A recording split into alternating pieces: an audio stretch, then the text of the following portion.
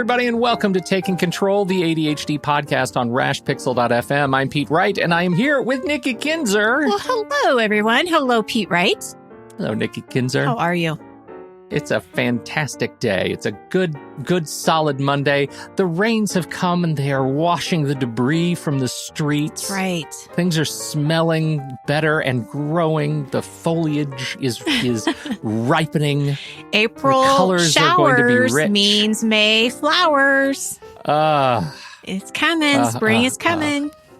I know. It's gloomy. It is definitely gloomy. You walk out, but I'm looking to change that mindset. And that's what we're talking about today. Yes, it is. I'm very excited about it. Before we do that, head over to takecontroladhd.com. You can get to know us a little bit better. You can listen to the show right there on the website or subscribe to the mailing list, and we'll send you an email each time a new episode is released. Connect with us on Twitter or Facebook at takecontroladhd. Now, we don't have an opening question this week, do we? No, we do not, but we certainly want them. So if somebody has a question that they're interested in hearing our opinions and thoughts on, please send them to us because we'll include it into the show.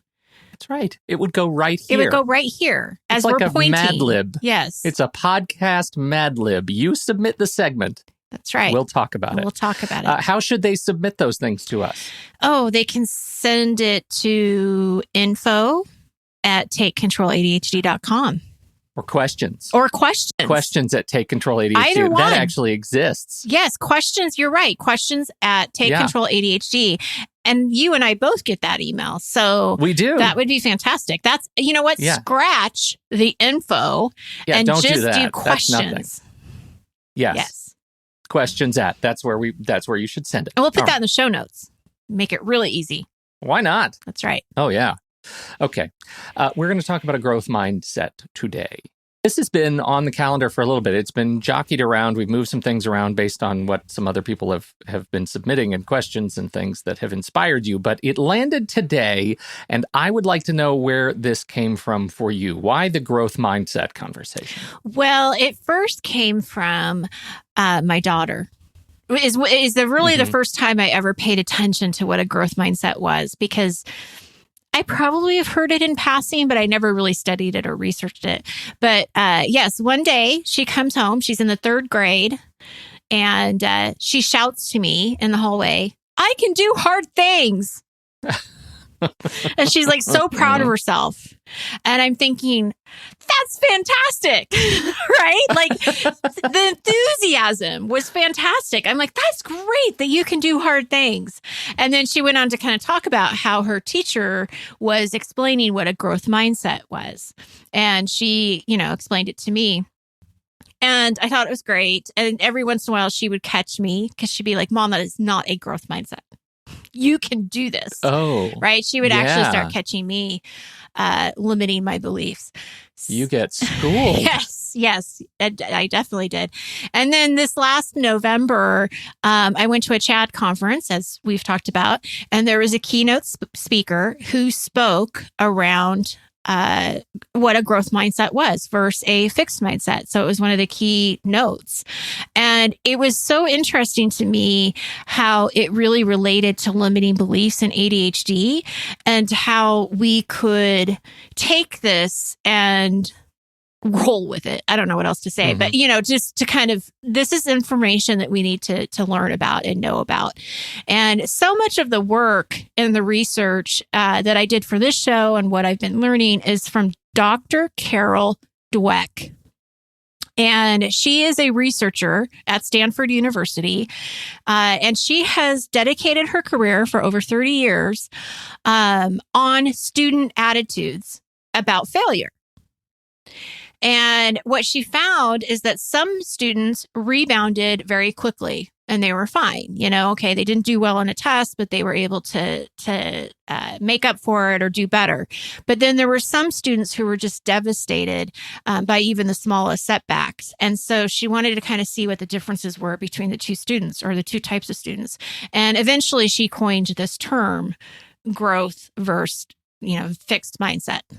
Mm-hmm. And if you believe that your mind can grow and you can learn, then you behave differently. She talks about it in her book, Mindset, The New Psychology of Success. And, we don't talk about this part all that often, but we do have Audible as a sponsor of this very show. And if you were to visit, I'm just saying, audibletrial.com/the ADHD podcast, audibletrial.com/the ADHD podcast, and you set up a new account there, then you can download this book for free, the audiobook version of this book, and you can cancel your account if you don't like Audible after that, and you can cancel it and keep the book forever and ever.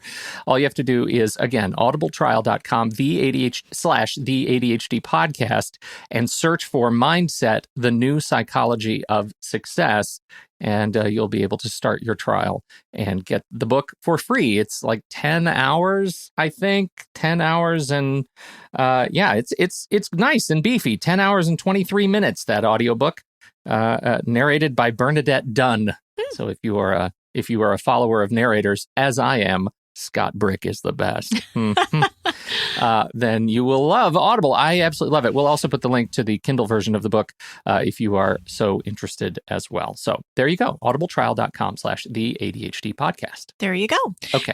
Let us continue. Well, and she also has a website that we'll put in the show notes as well, which is called mindsetworks.com. And there's a lot of information about that as well.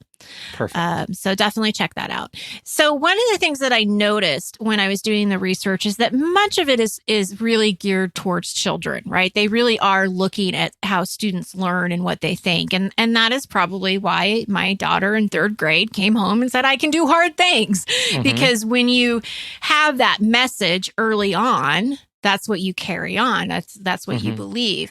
But I also think it's very relevant to adults. And I think it's very relevant to adults with ADHD.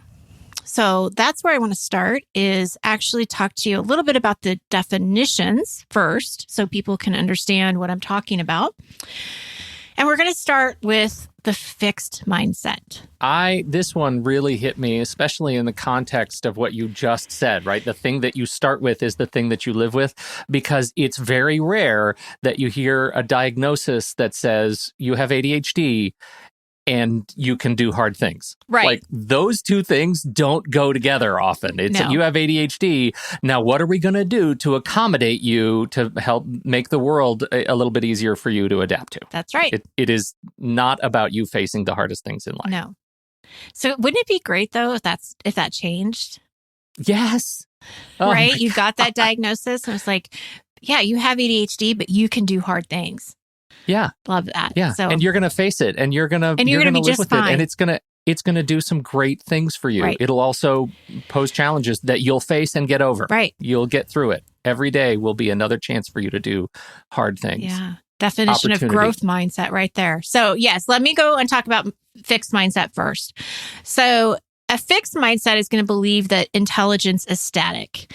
And this is where, oh, you're so smart, is not always a great thing to say, because especially with kids and probably adults too, when you are telling somebody that they're smart, then what you're doing is you're making a judgment on their intelligence level, and that they're kind of stuck in that. Like, if I'm so smart, but I didn't do well, then I guess I'm not that smart. So it sets up this expectation that if they ever do fail, then they feel like, oh, I guess I'm not as smart as I thought I was, kind of thing. So it keeps the intelligence static. And of course, the desire is to look smart. And so they have a tendency to avoid challenges, because you don't want to not look smart. So if something looks... Right, you don't want to have your intelligence challenged in any sort of public forum. Exactly. So you're going to avoid the challenge altogether if you can. When obstacles strike, they're going to give up easily, because again, they don't necessarily want to look like they don't know, or they're struggling. I mean, they're struggling and they don't know what to do with it. And so they give up. They don't see how your effort can affect your results. If they don't necessarily see the connection of, well, if I study and learn more, that's going to affect my results if I work hard. But for them, they don't see how the connection of effort has to do with their results. Oh, that's a really good point. And I think it's one of the things we're trying to, at least I'm trying to adjust the way I talk about, smart and use the word smart, because it's often smart is completely disconnected from accomplishment, Right. right? And achievement. Achievement implies you work hard and you did something that's going to change something for you, right? You're adding new neurons. You're accomplishing a goal that you set for yourself. I'm really connecting with this intelligence being static thing. Like I think that's another thing that we're getting over if we try to replace smart with another word that's you're accomplished. You did something great. It implies action, and I'm really connecting with that. Yeah.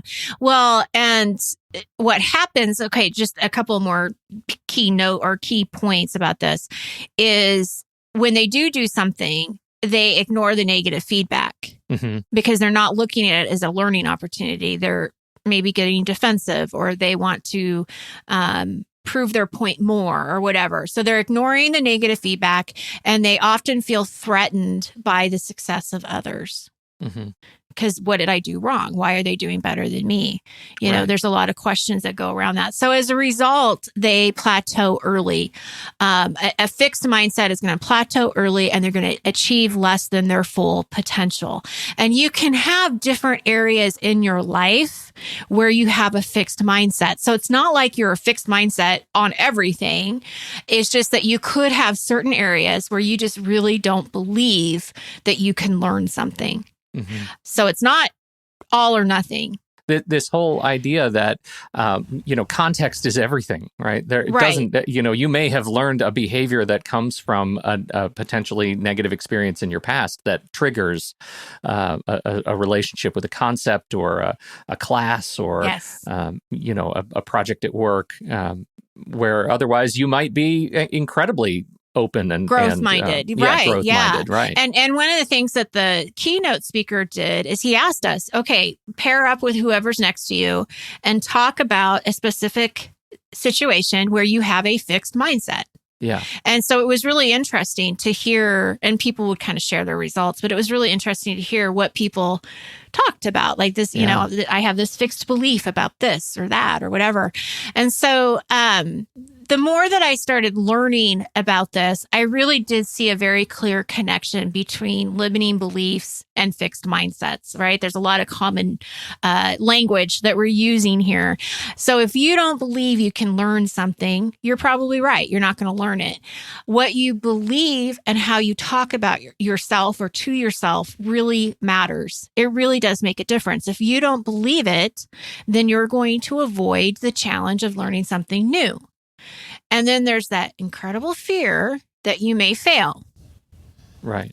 Right. And then it may be too hard and you won't be good at it anyway. So here's that limiting belief that, well, I've tried this a million times. I can't change. It's never going to be any different.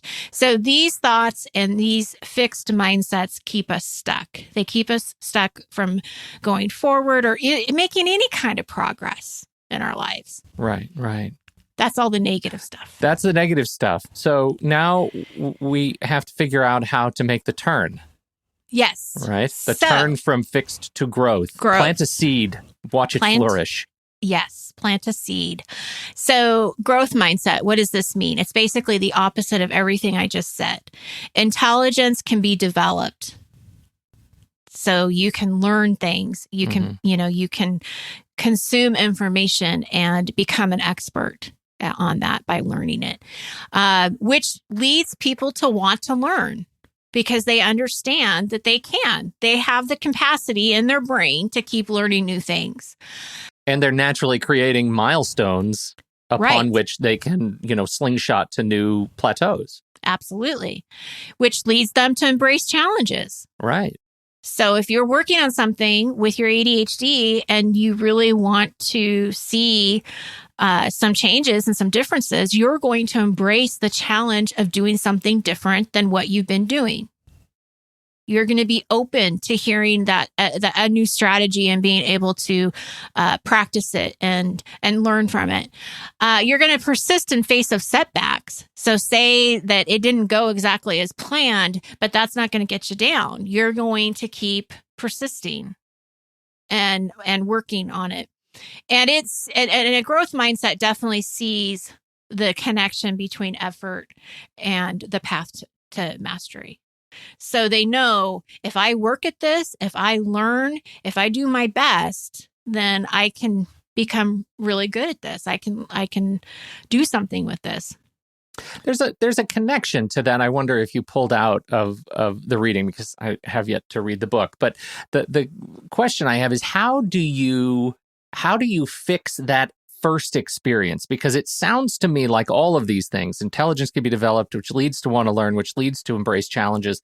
All of those things require some sort of experience that you are acknowledging was a success in those areas. And I think a lot of people, especially with ADHD, have trouble seeing those little successes. You know what I mean? Like, in order to create a model of success that you can work towards, so that when you hit setbacks, you don't say, well, I'm never going to be able to do that again. Instead, you say, I can do hard things. I can do hard things. I have taken this and turned it around in the past. Therefore, I'll be able to take it and turn it around now, even though I have not done it successfully this time. Next time might be different. Right. Right. You sort of have to create a catalog of successes first. Well, you can. I mean, we've talked about this before. Having a success journal is probably one of the best things you can do to catalog those successes, right? Because you want to be able to remember them, because you're not going to remember them. But it's also going to be really hard for somebody who is just by themselves, listening to our podcast. How am I going to catalog that? Like, maybe they don't necessarily have anybody pointing out the successes, right? Because they don't see them themselves. And so it's difficult. I think it's important. We've talked about this too. Every step is important, no matter how small it seems. Mm-hmm. So if you're listening to us and just having the awareness of, I see that this area is fixed in my life, and I really do want to move it to a growth mindset. I don't know if you necessarily have to have a list of successes to do that already, but I do think you need to be aware that that's where you want to go instead, that you're not okay with just settling on the fixed mindset, that you really do want it to be different. I guess the only thing I would add to that is you have to be open to signals in the world around you, right? I mean, if you're hearing this message and it's hitting you sideways at all, maybe that's a reason you should look more clearly at it and more soberly at it. That this is a thing in my life that I probably need to assess. I need to be open. And maybe you didn't even know that this was happening until now it's being explained, right? So, and I think that with, just a couple of things with the growth mindset that is still, again, opposite of what the fixed mindset is, that we learn from criticism and we find lessons and inspiration in the success of others. Mm-hmm. And I think that's really important. So yes, they go to higher levels of achievement. And this, I think, really resonated with me. It gives them a sense of free will. So what do you think? What does that mean to you when you hear it gives them a sense of free will? Well, it means to me that I've accomplished things in the past and that I can use those experiences to take on, to take any path in front of me now. I have the tools and the experience to know that I can learn new tools that will allow me to achieve anything I want to do, moving in any direction that I want to go. For me, I would describe it as I have a choice. I have the freedom to choose. I don't have to stay in a fixed mindset if I don't want to. I can change that. If there's something that I'm working towards and I want to keep working on that, and I know that it's the journey to get there, it's not just the outcome, but it's my choice. And I think that as soon as we give our choices away and we feel like we can't do something, then we really lose our power. And so that's why that really resonated with me, because I want people to feel empowered. I want them to feel like they have a say in their life. They control, not their destiny. I don't want to necessarily say like that. But you know what I mean? That, Well, it's and not they're out not- of your control. Yeah, and they're not giving in to the resistance, we talked about 2 weeks ago. And that's the fixed mindset, right? That's very much the resistance. So kind of taking this to the next step is, how do we learn to shift to that more growth mindset, right? I mean, especially in navigating ADHD. And one of the most important messages that I received at the CHAD conference, and again, I never thought of it this way, is that people spend too much time on the performance, on how they're going to perform, and so much on the outcome, but they're not spending enough time in the learning zone. Talk more about that. What does that mean? Well, I'm going to give you an example, and he used athletes as an example, and I think it's a good example. Their game is the performance, right? Like their game is them performing. So if it's a basketball game, football game, tennis match, whatever, their performance is the game. But where do they spend all of their time? Learning and practicing. Yeah, right. Every day for hours. And even the best athletes have coaches, and they're still practicing their game every single day. Right. So Stephen Curry? Stephen Curry. What's his name? Do you know who you should be asking? Not LeBron this guy. James. Yeah.